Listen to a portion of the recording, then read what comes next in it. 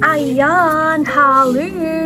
Ayan, so today, ang vlog natin, and ang ipipicture natin, succulent of the day, is sino kaya dyan? Ayan. So, sinong gusto nyo? Ayan. So, syempre, itong naka-blush on, si Rubidona. Ayan. So, ang ganda niya, no? So, ayan. Patay na patay din ako kay Rubidona eh. Talagang kapag nakakita ko ng Rubidona tapos namumula, gusto ko talaga, hindi ko alam, marami na akong naging Rubidona. Marami na din akong napatay na Rubidona.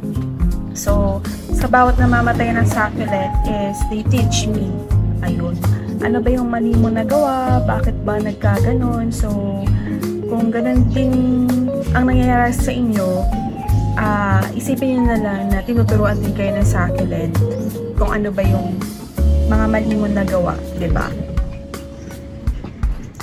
So, ayun, the Rubidona, it's Graptoberia Rubidona. So, kapamilya siya sa Graptoberia.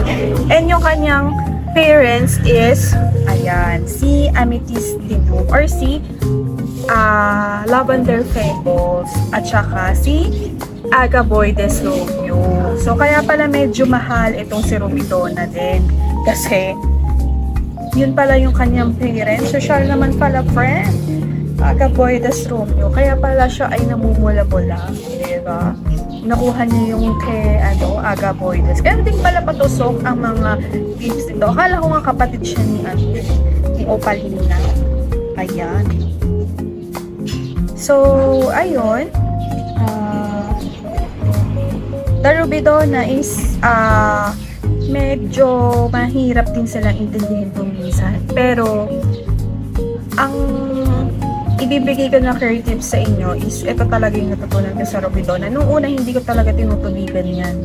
So, talagang inano ko na wag siya tubigan ng bongga.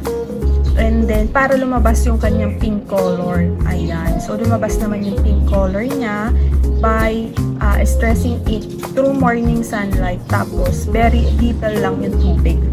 As in, konti lang, moist lang. So, ngayon, nag-dry up yan. So, dati may mga leaves yan dito sa lower part na nag-dry up. Hinahayaan ko lang. Kasi pag hindi mo nga diniligan naman kasi yung succulent mo, yung lower leaves yung maubos yung leaves nila. Yung sa kanya kasi, sobrang dami niya talaga. Hinahayaan ko lang siya. Kaya napa-express ko siya ng ganyan.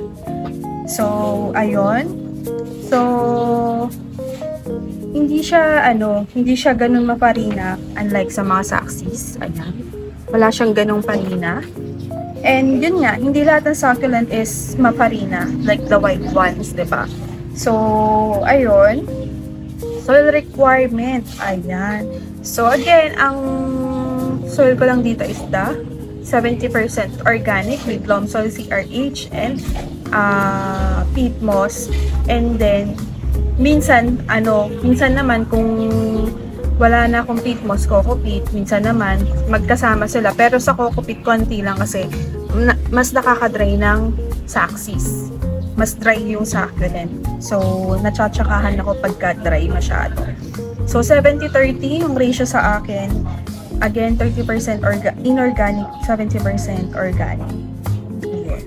So, yun yung kanyang soil requirement. Kailangan drainable pa rin, ha? Ayan. So, light requirement, yun nga, morning sunlight. So, itong aking Rubidona, hanggang hapon yan. Morning hanggang hapon.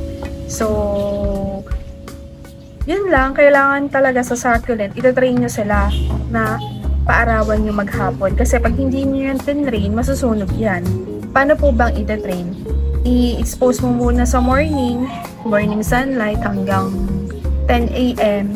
Tapos, araw-araw yon. Ganun yung gagawin nyo. Tapos, kung may masusunog, edi ililim nyo muna ng ilang araw. Tapos, paarawan nyo ulit. O, okay yan. Ayan. So, kailangan lang talaga sanayan. Diba? So, watering technique. So, yun nga. Gusto kong lumabas yung stress color ni Rubidona. So, very little lang. Moist lang.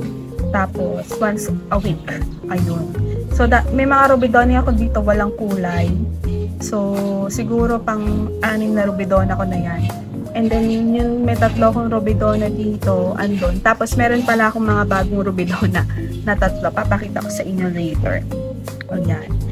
So, ano pa? Fertilizer, bunny poop. So, kahit ano naman, pwede. Ayan.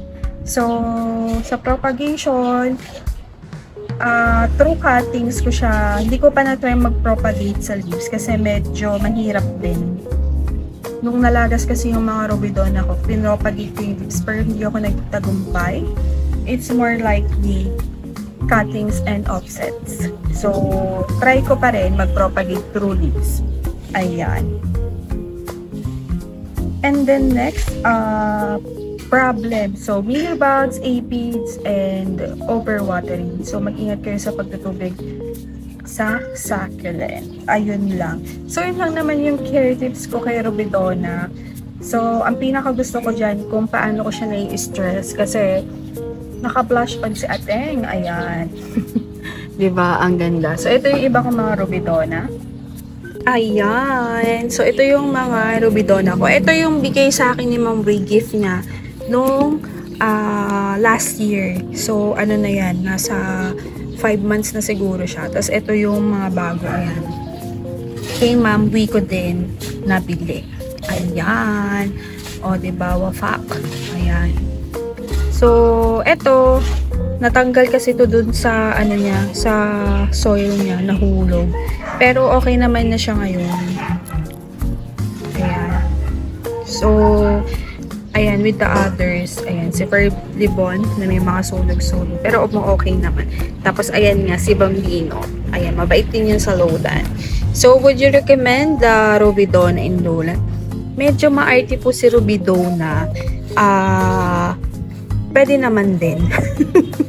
So, ayun, sa pagtutubig lang talaga is kailangan mag-ingat. Ayan. So, mabait din naman sa lowland itong si Rubidona. Ayan. So, that's all for today. And I hope meron ako na ituro na care and tips about Rubidona.